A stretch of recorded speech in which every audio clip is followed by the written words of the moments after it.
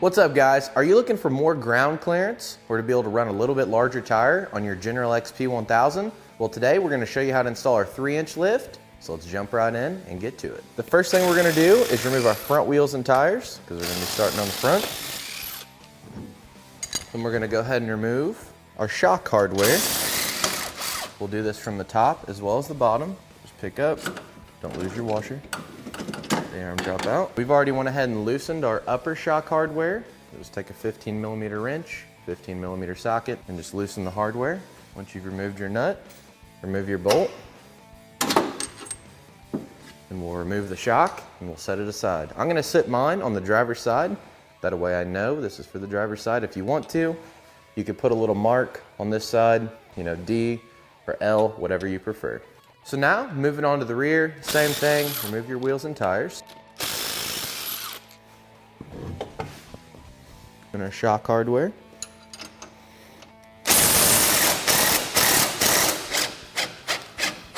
So we'll remove our nut off of our bottom shock bolt, and then our upper shock bolt as well. Just essentially taking the tension off of the bolt, letting the suspension drop out, and lifting up, pulling tension off of the shock, then removing the bolt. So now we have our rear shocks as well as our front shocks removed. It's time to head to the spring compressor. So the next thing we're gonna do is take our shock, put it in our spring compressor. We're just gonna set it up just like this right here.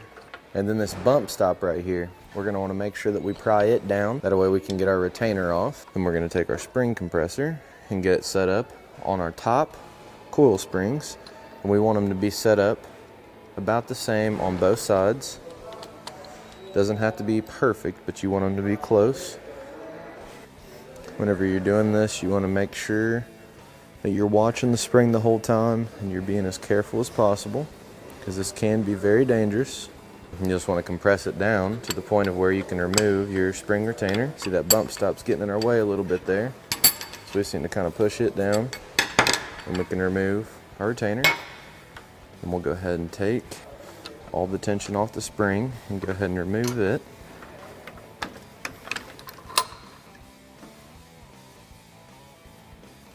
And then our spacer. Then you're going to have two spacers. You're going to have a big spacer. That's going to be for your rear shock, and a smaller one that's for your front shock. Take this, slide it down.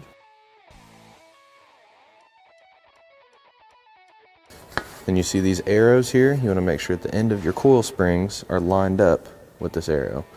So obviously only the upper arrow is going to be lined up now because we have the spring spacer. So we're going to make sure it looks just like this. We'll slide it back down.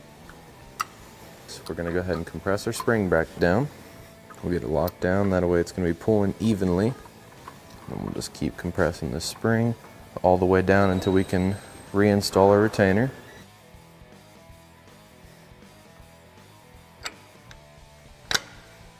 So let's go on just like this. Once we have it lined up, what we'll do is start releasing the tension off of the spring. And as you can see, it's not right in the channel here, so what we're going to do is put a little more tension on it. Watch your fingers here.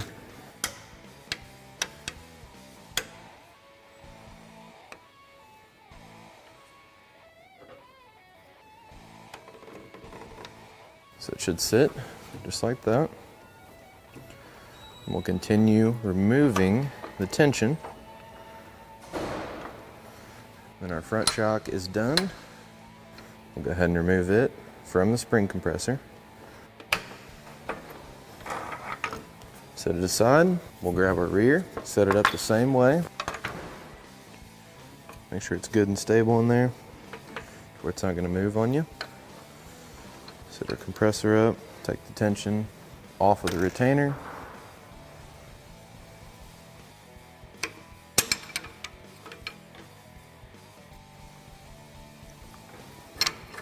Remove the retainer. Then we'll remove our spring.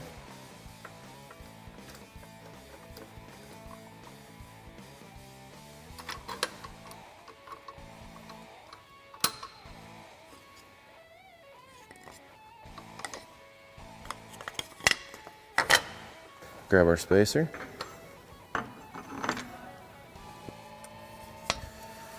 And remember, line up the end of your coil with that arrow whenever this goes back together. And we'll sit down in there like that. Probably going to take our compressor up just a little bit. All it's going to do is make it just a little easier on us. Get them set up so that they're evenly pulling. Just like this. And we'll just start compressing this spring.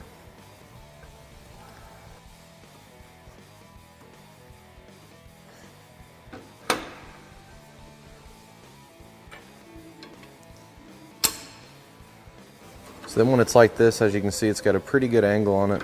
What we're gonna do is, as we release the tension, pull our shock over to where it's gonna line up where it needs to be.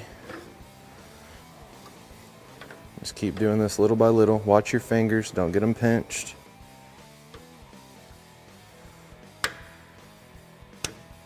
So it should sit just like this. We'll go ahead and remove all the tension. And then we're going to head back to the machine and get our shocks reinstalled. So now we're going to go ahead and reinstall the rear shock. Just line it up. And we'll come down here to the lower mount on the A-arm. Just pick up, line our shock hole up in our A-arm. Go ahead and get our nut on there. The lower as well as the upper. And then we'll just want to fully tighten our hardware, and then we're moving on to the front. Same thing, just want to reinstall our hardware.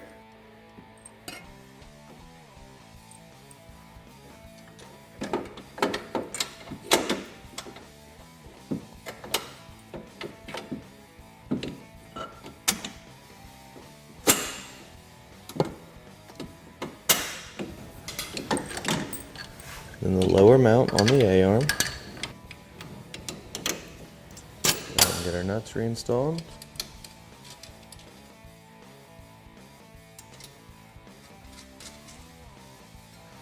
And then we'll just fully tighten the hardware and repeat all these steps for the opposite side.